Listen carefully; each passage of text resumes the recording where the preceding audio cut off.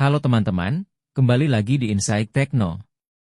Saat ini, persaingan teknologi semakin ketat, terutama dalam bidang mesin pencari. Namun, pernahkah kalian bertanya-tanya, mengapa Apple tidak ikut bersaing dengan Google di dunia search engine? Bukankah Apple adalah salah satu perusahaan teknologi terbesar di dunia? Mari kita kupas alasannya. Apple adalah salah satu raksasa teknologi dunia, tetapi mengapa mereka memilih untuk tidak bersaing dengan Google di pasar mesin pencari? Apakah Apple tidak mampu? Atau ada alasan strategis di balik keputusan ini? Apple memilih untuk bermitra dengan Google ketimbang menjadi pesaing. Apakah ini langkah cerdas? Atau justru Apple kehilangan peluang besar?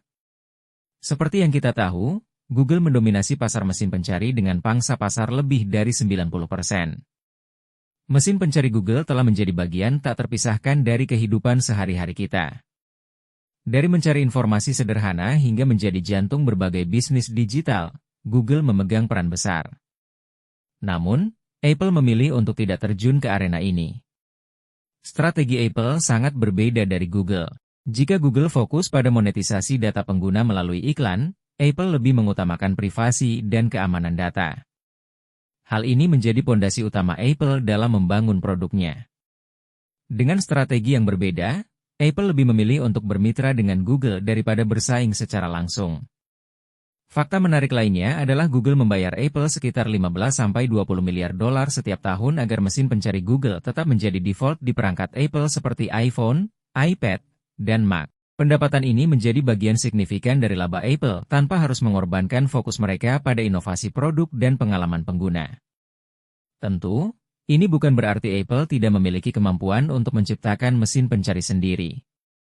Apple sebenarnya memiliki teknologi yang cukup mumpuni, seperti Siri dan Spotlight, yang digunakan untuk pencarian internal di perangkat mereka.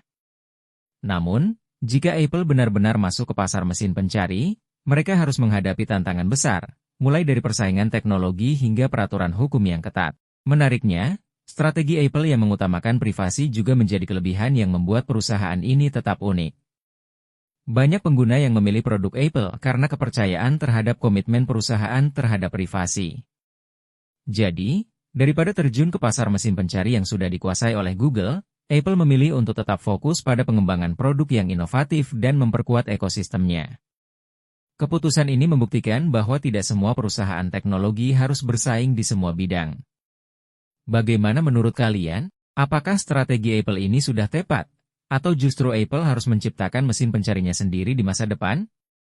Jika kalian suka dengan video ini, like dan subscribe untuk mendapatkan informasi seputar teknologi, informasi, dan sains terbaru dari Insight Tekno. Sampai jumpa di video berikutnya.